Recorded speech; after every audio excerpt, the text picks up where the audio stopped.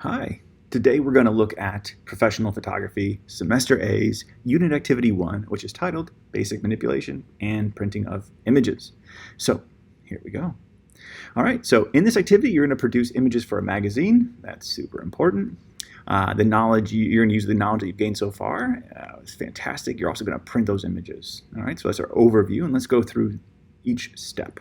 All right, so you're a professional photographer tasked with capturing any one of the following, and all of these pretty much cover your bases, from portraiture to nature to still life, action. And then most students ask me, well, I'm not really sure what I should photograph, and I'll usually tell them, choose whatever's most convenient to you. Do you have a lot of people in your family or friends that are photogenic, that like to be in front of the camera?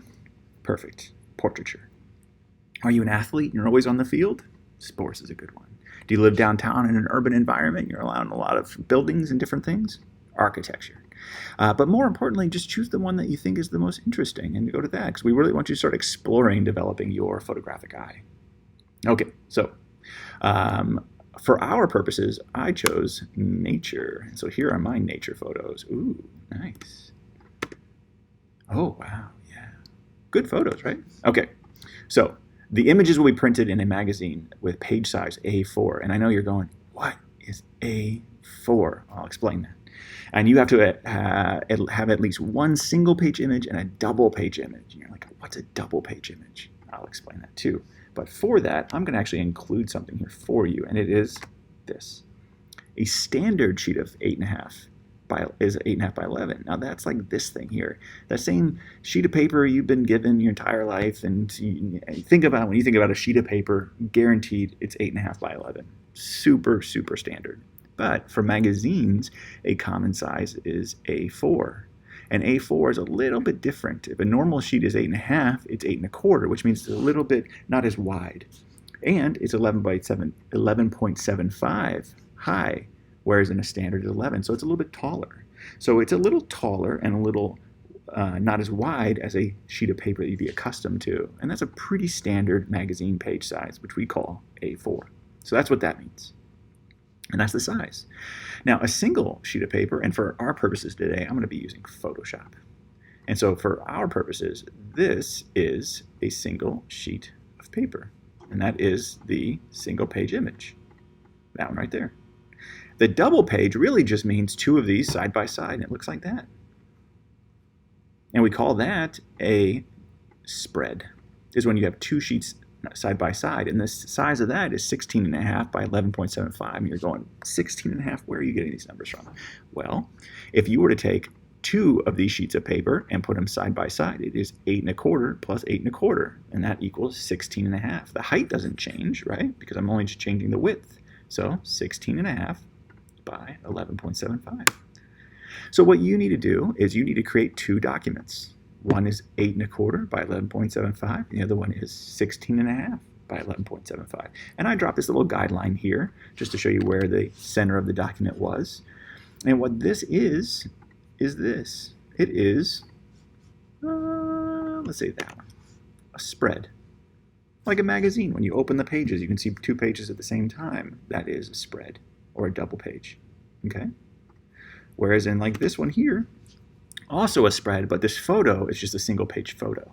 Okay, so you're going to be composing both of these things.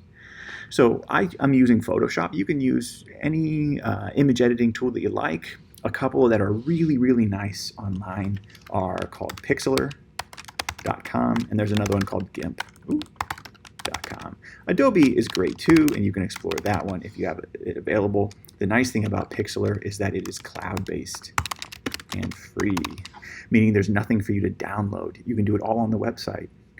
GIMP requires a download, but also free.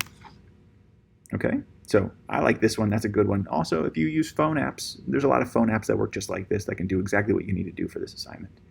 But what you pretty much need to do is just create a new document and then size it in inches to the exact size you need, the width versus the height. So for our example, 8.25 by 11.75 would be the size that we would need for a single page. Okay? But I already made them. There we go. All right, let's go.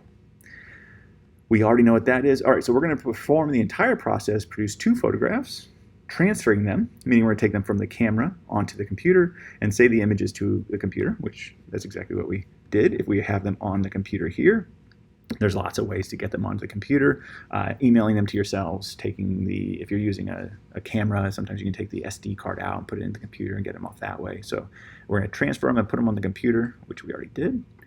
We're going to manipulate those images and crop it, and that's why we call it, the assignment's called basic manipulation, because really all you're doing is cropping the images down to the right size. So let's do it. Here's my single page. Let's start with that. And here's my single page image that I have.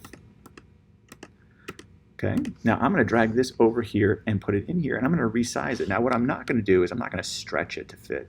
Ooh, terrible, that makes me cry.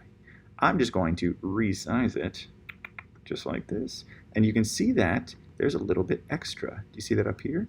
And this is where you have to make that artistic decision. Do I want to crop the top out? Do I want to crop the bottom out? Or do I want to split it down the middle? I choose to split it down the middle. And that's it.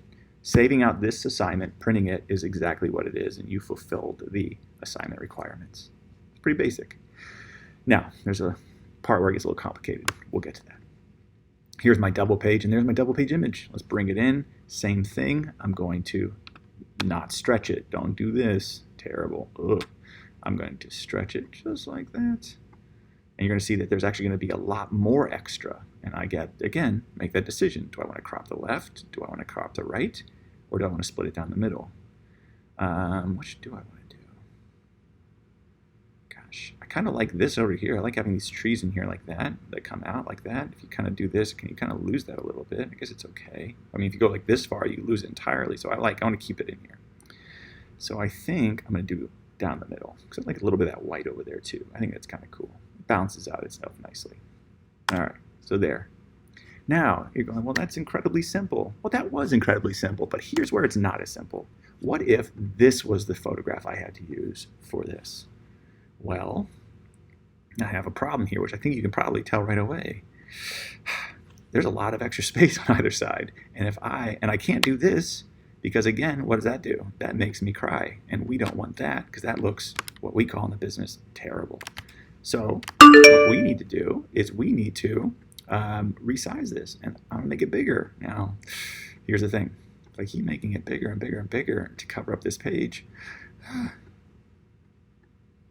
now it's at the right scale that I need to be able to cover both pages, but I mean, that's not the photograph that I want, and that is neither, and I can go all the way down here, and then I'm losing the trees, and so this is not what I want either. So you can see that the photograph being vertical does not look good on this horizontal layout with two.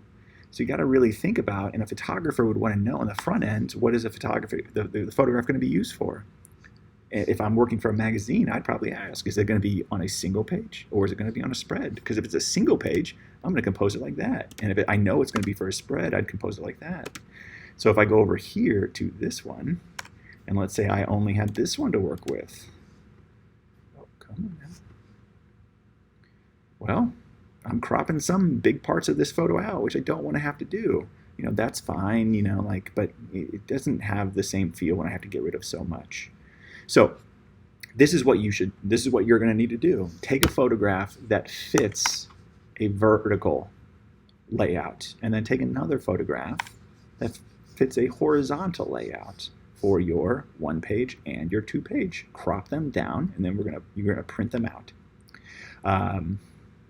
That's pretty much it. Now, again, this is what we're looking for, and I want you to think about it when we're thinking about photography that works for a magazine, because usually in a magazine there, and this white area here is like the article that you'd be reading in the magazine, or to have typography or maybe other images.